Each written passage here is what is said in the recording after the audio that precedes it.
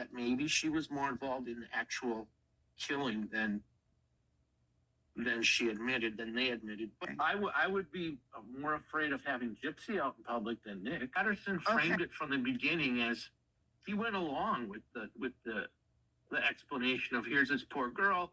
Right. You know, he just bought it to hook, line, and He sinker. did. Yeah. I don't know why he so quickly. I don't know if that was an election year or not. I don't know, but obviously it was political to be able to say, look, she was abused, but she still has to be responsible, but we're going to get the real bad guy and put him away forever. And It seems like they really didn't investigate her No. side of it too much. Is that how you feel about it? yeah, 100%. I think once the defense was willing to accept what he thought was a reasonable offer, I think he was good with that. I think he ran with that. And again, I think, you know, here's this girl, she's been in the public eye. Yeah. There's obviously been some abuse. We'll you know, and we all know in law enforcement and justice court, Yeah. you know, the person that talks always pretty much gets some kind of a deal. Describe Nicholas Godejohn's cognitive and emotional state compared to Gypsy. Well, he was extremely honest for one, right? Which obviously goes to show is how naive he is. You know what I mean? Almost a fantasy like. And if you watch the interviews, he's open. He's talking to the female deputy detective, which I think was a good choice to pick her to do the interview. Right. But then you see Gypsy, and she's getting off the couch and listening under the door. Yeah. She's, you know what I mean? She's more, I think definitely she was more aware of what had happened. And he wasn't. He was almost still in a fantasy land, even though he was sitting in a sheriff's department and being interviewed by detectives from 3 states away. You know, anybody that has worked in law enforcement that would see him or watch him or talk to him to realize pretty quickly that he's got some serious cognitive issues, the developmental type issues, because nobody just sits and tells the story like he does. That's the first time ever in my career that I had somebody do that. They're manipulated the system as well as the prosecutor in Greene County. Yeah.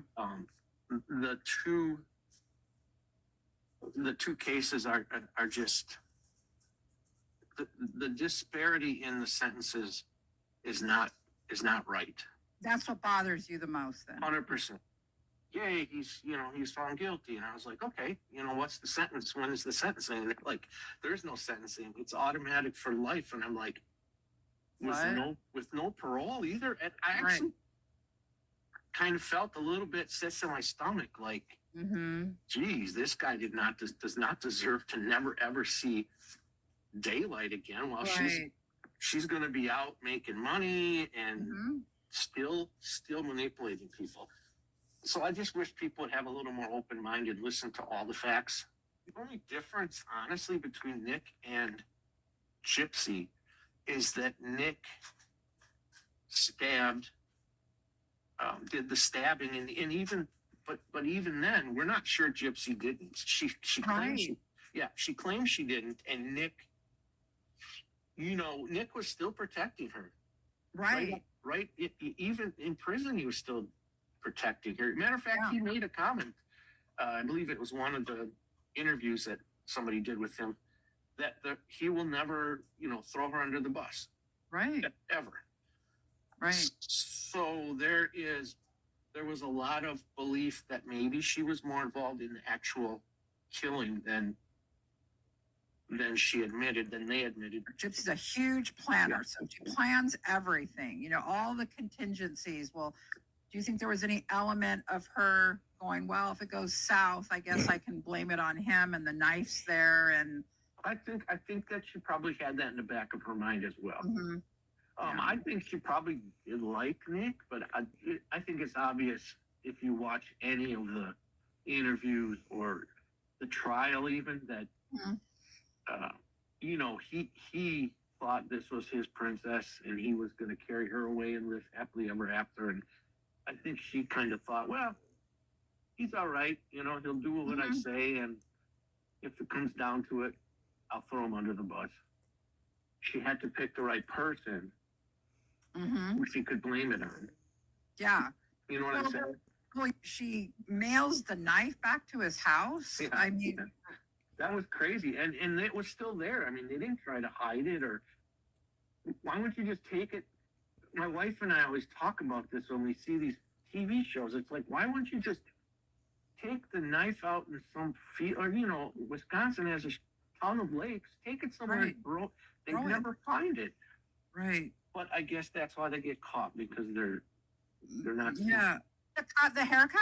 Yeah, it looks horrible, but you know, Well, I'm not this is picking on her. weird. Okay, no, but this is weird, right? Because, people that are trying to figure her out, she claims that her mother shaved her head, right? That Yeah, all of right, all right. of these things, and it's like you would think that you would not want to go back to having super short hair, and then she's buying wigs, which was part of her crime, right? Yeah, right. Isn't that weird? That is weird. It's almost Yeah.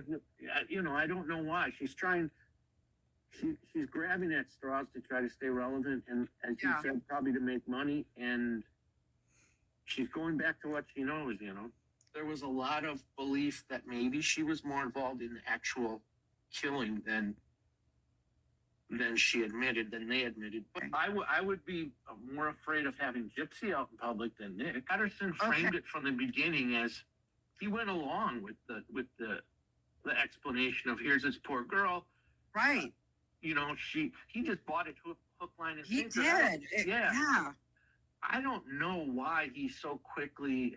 I don't know if that was an election year or not. I don't know, but obviously it was political to be able to say,